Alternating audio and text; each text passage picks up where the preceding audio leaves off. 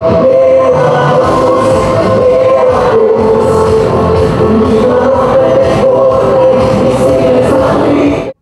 міжнародны турнір па хакеі на траве Кубак Садружнасці ўжо паспеў стаць адной з сапраўдных візітовак баранавічаў. Спаборніцтвы па традыцыі праходзяць на стадыёне Дубава Спорт. Сёлета мерацца сілай тут будуць 10 жаночых команд з 4 краін – Беларуси, России, Украины, Казахстана. Мы 6 раз участвуем, очень нравится турнир. Здесь команды, те, которые раньше были в СНГ, СССР. Да, это сейчас молодые команды.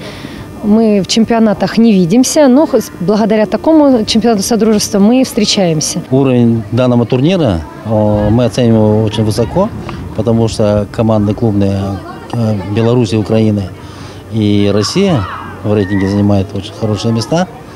Тут даже есть чемпионы, призеры. Поэтому мы расцениваем наше участие как очень такую хорошую подготовку для дальнейшего. Тем более в нашей команде сейчас идет смена поколений. Выступает очень много молодых девочек, не имеющих опыта международных игр. И я считаю, что и данный турнир даст очень много становления нашей команды.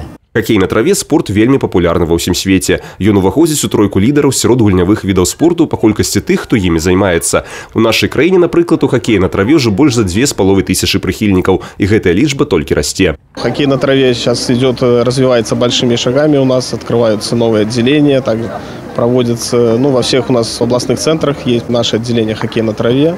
То есть набирает популярность среди детей. Стараемся, Федерация хоккея на траве тоже старается развивать и помогает всячески детским спортивным школам, инвентарем, методической литературой, тренерскими курсами. Турнір Кубак Садружнасці будзе доўжыцца 5 дзён. Урачыстае закрыццё і ўзнагароджанне пераможцаў адбудзецца ў нядзелю. А ўжо праз тыдзень будзе дадзены старт летняму сезону чэмпіяната краіны па хакеі на траве. Алена Ракуць, Валентин Бойко, Миколай Руцкі, телерадиокомпания «Брест».